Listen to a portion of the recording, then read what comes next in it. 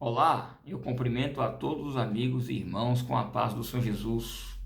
Neste terceiro trimestre de 2020, estamos estudando uma lição de edição especial, por tema Os Princípios Divinos em Tempos de Crise, a reconstrução de Jerusalém e o avivamento espiritual como exemplo para os nossos dias. E a lição desta semana tem por tema Provai se os Espíritos são de Deus. E o nosso texto base para o estudo desta aula está no livro de Neemias, capítulo 6, do verso 10 ao 14, e na primeira carta de Paulo a Tessalonicenses, capítulo 5, do verso 20 ao 21, e primeira carta de Paulo a Coríntios, capítulo 14 e o versículo 29. Nesta lição, iremos estudar sobre o cuidado que se deve ter com relação aos espíritos enganadores que atuam para distorcer a palavra de Deus. Essa atuação maligna se opõe à obra de Deus e procura confundir o seu povo. Inclusive, já estamos na segunda lição consecutiva, na verdade essa é a terceira, pois nós trabalhamos essa questão da oposição que os filhos de Deus enfrentam para fazer a obra de Deus. Como já foi trabalhado nas duas aulas anteriores, primeiro Neemias teve que superar os inimigos internos, que eram os falsos irmãos. Depois, ele teve que superar os inimigos externos, que eram os samaritanos.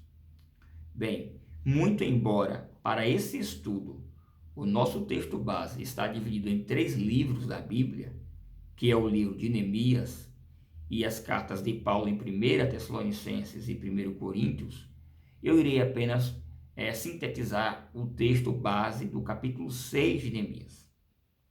E nesse episódio, nós ainda temos uma oposição final por parte dos samaritanos, que no intuito de atrasar a obra de Deus e até mesmo impedir a reconstrução de Jerusalém, armaram ciladas.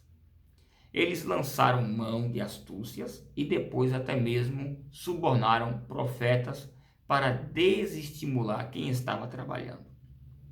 E para entendermos um pouco melhor, vejamos o início do nosso texto base, Neemias capítulo 6, verso 1 e 2. Assim está escrito: E sucedeu que, ouvindo Sambalate, Tobias e Gesem o arábio, o resto dos nossos inimigos, que eu tinha edificado o muro, e que nele já não havia brecha alguma, ainda que até este tempo não tinha posto as portas nos portais, Sambalate, Gesem e Gesem mandaram dizer-me: vem e congregue conosco juntamente nas aldeias do vale de Ono, porém intentavam fazer-me o mal.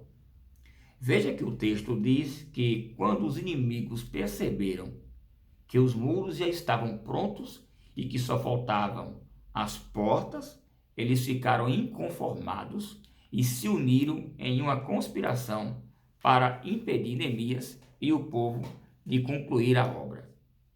A conspiração é uma reunião ilegal de pessoas que procuram fazer o mal. Mas a verdade é que, como já vimos nas lições anteriores, apesar da oposição política, das ameaças e da zombaria, Neemias manteve-se firme em seu propósito espiritual.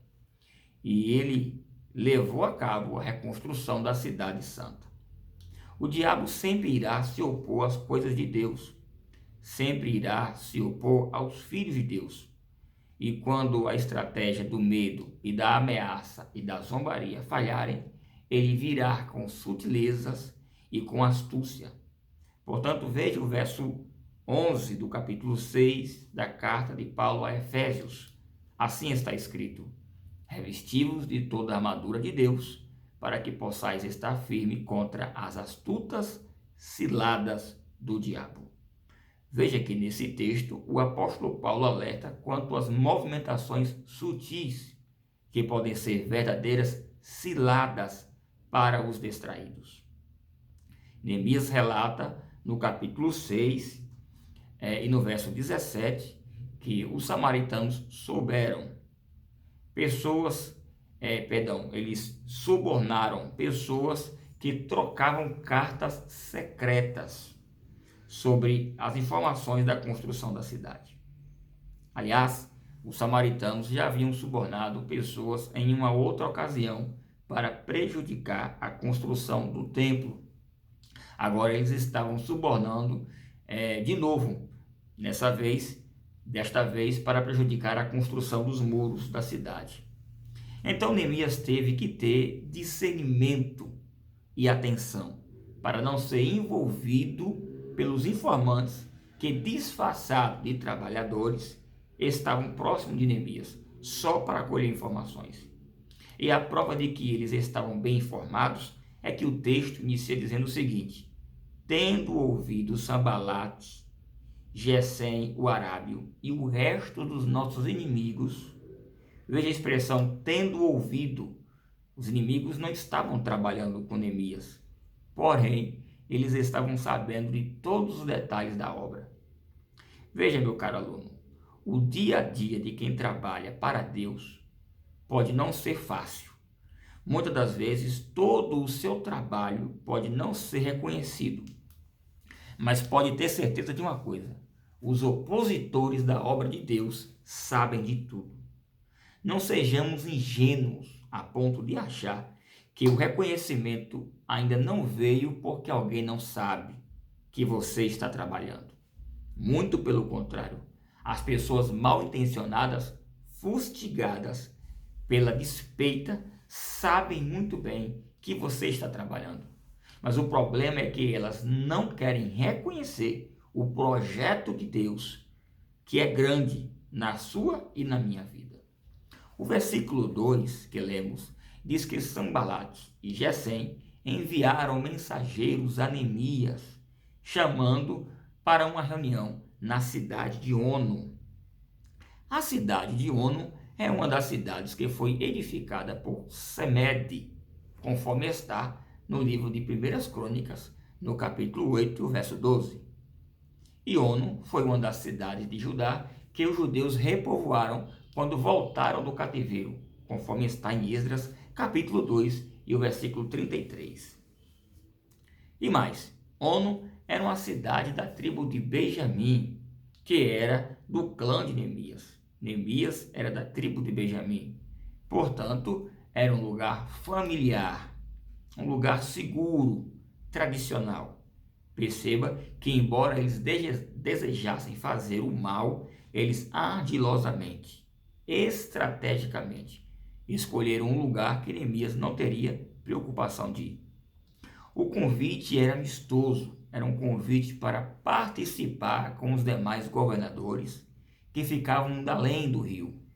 Porém, era uma cilada para prejudicar o servo de Deus.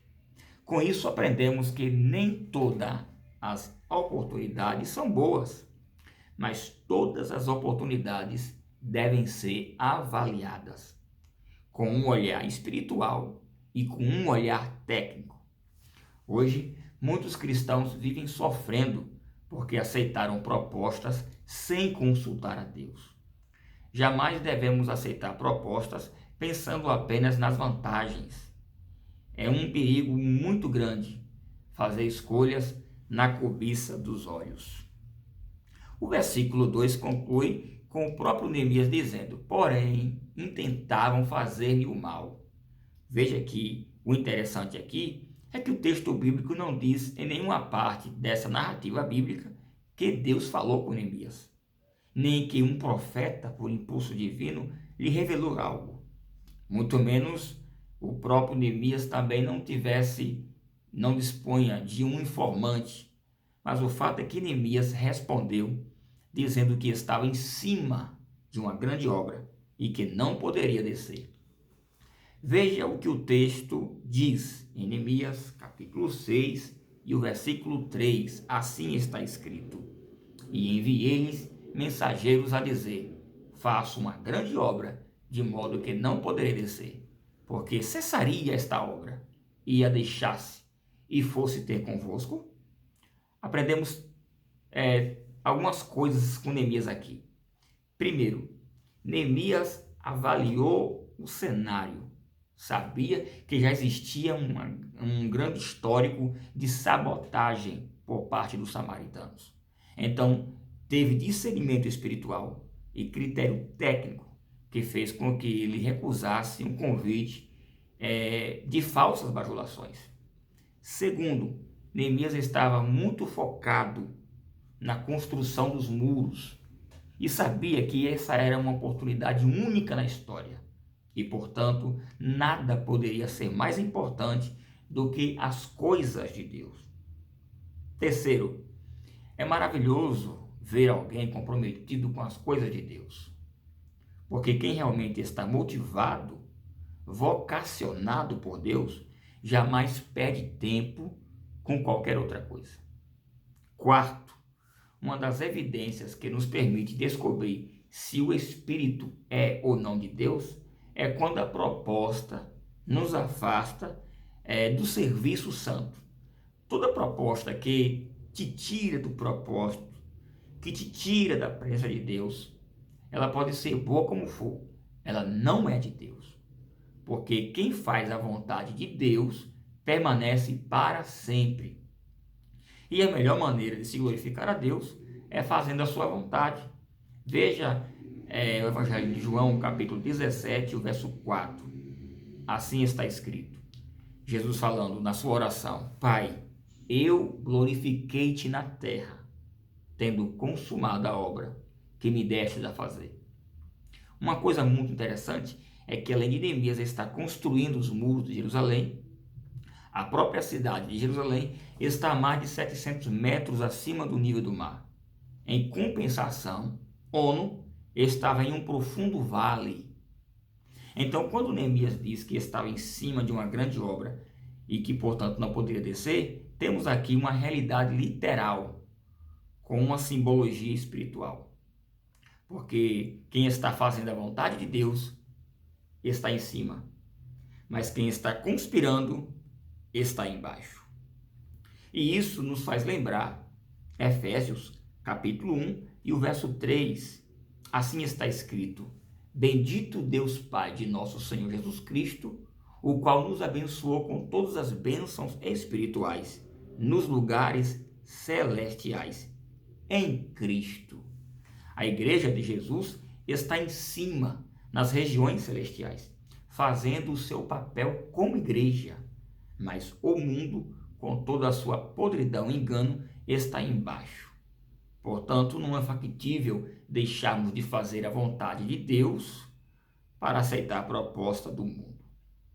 O texto diz que mesmo Neemias não aceitando o convite, eles insistiram e enviando mensageiros por 4 vezes, mas todas as 4 vezes Neemias recusou. Aqui temos outra lição. Só porque você resistiu à tentação uma vez, isso não quer dizer que você terá que resistir de novo. Na vida espiritual, não se pode baixar a guarda nunca, porque o inimigo nunca irá desistir de ser inimigo. Então, em sua teimosia, Sanbalate enviou pela 5ª vez um emissário com uma carta aberta, ou seja, uma carta pública, acusando Neemias de que ele estaria conspirando contra o rei e que, portanto, ele deveria descer e conversar sobre o assunto, porque senão o rei iria ficar sabendo e veja só, ele precisaria se justificar. Então era agora o que era um convite amistoso se tornou um convite intimidador. Com isso, aprendemos que quando você se mantém fiel, mesmo que não exista nada do que lhe ser acusado, o inimigo irá inventar mentiras a seu respeito. A Bíblia diz em Apocalipse, capítulo 12, versículo 10, que o diabo vive acusando os filhos de Deus. Mas o fato é que isso não é somente um fato intimidador. Neemias também sabia que era uma cilada para tirar a sua vida. O convite era uma conspiração desde o início, e o tal convite era, na verdade, uma mentira para pegar Neemias em uma cilada mortal. E nós aprendemos aqui com isso mais uma lição. Tudo que tem mentira no meio não é de Deus. Diante de tudo isso, os samaritanos tentaram ainda mais uma última tentativa, que foi subornar o profeta para entregar falsas profecias a Neemias. Veja o capítulo 6 e o verso 10 e 13. Assim está escrito: E entrando eu em casa de Semaias, filho de Delaías, o filho de Metabel, que estava encerrado, disse ele: Vamos juntamente à casa de Deus, ao meio do templo, e fechemos as portas do templo, porque virão matar-te. Eles irão te matar à noite, matar-te-ão. Porém eu disse: Um homem como eu fugiria? E quem há como eu que entre no templo para que viva? De maneira nenhuma entrarei. E percebi que não era de Deus quem enviara aquela mensagem, mas esta profecia falou contra mim, porquanto Tobias e Sambalate o subornaram. Para isto o subornaram, para me atemorizar, e para que assim fizesse eu pecar, para que tivesse alguma coisa contra mim, para me difamarem e me vituperarem. Veja que Neemias era próximo de Semaías, e ele era um profeta, alguém que foi até usado por Deus em uma outra circunstância. Mas agora se deixou vender pelo suborno para entregar uma profecia que tiraria Neemias de seu foco. Ainda Neemias questiona, dizendo que não poderia entrar no templo de Deus e ficar vivo. Portanto, mais uma vez, Neemias tem um discernimento para perceber que essa era uma profecia que não vinha de Deus. Observe a expressão de Neemias no versículo 12. E percebi que não era de Deus quem o enviara. Lamentavelmente, o engano e as falsas profecias vêm de dentro das igrejas. Os falsos profetas geralmente estão em nossos púlpitos, em nossos cultos, do nosso lado, e o joio geralmente cresce junto com o trigo. Então, perceba que Neemias precisou ter discernimento espiritual para não cair nessa cilada. Agora veja como Deus mandaria Neemias se esconder dentro do templo se Neemias não era sacerdote. E a lei de Moisés, dada por Deus, ordena que somente o sacerdote é que poderia entrar no templo. Além disso, essa profecia, em tese, faria Neemias interromper o andamento da obra de Deus. Neemias então rejeitou a suposta proposta que queria salvar a vida dele. Mais uma vez, o espírito de engano atua em cima de um apelo de nossa vaidade pelo bem-estar e segurança pessoal, para nos afastar dos propósitos divinos. Aqui fica claro e evidente que uma das características dos falsos profetas é que, além de entregarem mensagens que contradizem as escrituras, eles geralmente são movidos pelo dinheiro. Todo falso profeta gosta muito de dinheiro, exigem grandes ofertas, são extremamente arrogantes e trocam a pregação da palavra de Deus pela revelação. Todo falso profeta chama a atenção das pessoas pelos sinais, pelos prodígios, pelos dons espirituais, que geralmente são bem espetaculosos, chamando o mundo a atenção. São apelos sobrenaturais, porém não passam de homens cheios de espíritos de engano, que trazem para a igreja de Cristo doutrina de demônios. Com isso, nós não estamos criticando que não exista a operação do Espírito Santo na igreja por meio dos seus servos, mas é necessário que a igreja esteja atenta para julgar à luz da palavra. Veja 2 Pedro, capítulo 2, versículo 1 ao 2. Assim está escrito: E também houve entre o povo falsos profetas, como entre vós haverá também falsos doutores, que introduzirão encobertamente heresias de perdição e negarão o Senhor que os resgatou, trazendo sobre si mesmos repentina perdição. e muitos seguirão as suas dissoluções, pelos quais será blasfemado o caminho da verdade. Ainda em primeira carta de Paulo a Timóteo, capítulo 4, verso 1, assim está escrito: mas o Espírito expressamente diz que nos últimos tempos apostatarão alguns da fé, dando ouvido a espíritos enganadores e a doutrinas de demônios, pela hipocrisia de homens que falam mentiras, tendo cauterizado a sua própria consciência. Como Neemias se manteve firme, não se deixando ser enganado por esses falsos profetas, o resultado desse episódio termina em Neemias capítulo 6 e o verso 15 e 16, com a construção dos muros. Veja os versículos e com eles eu quero encerrar a nossa aula. Assim está escrito: e acabou-se, pois, os muros ao 25 do mês de Elul.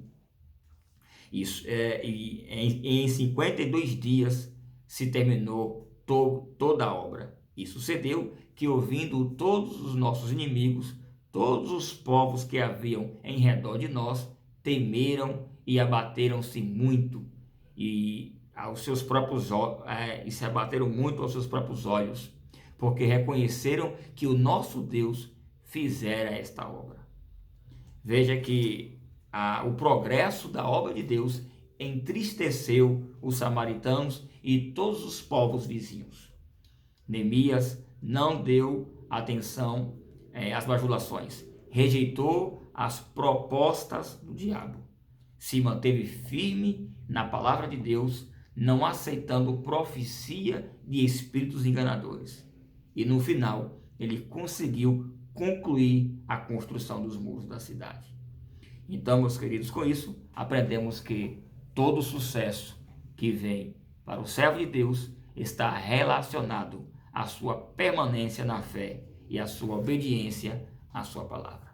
Que Deus te abençoe muito e que, se Ele nos permitir, nos encontraremos na próxima aula. Amém.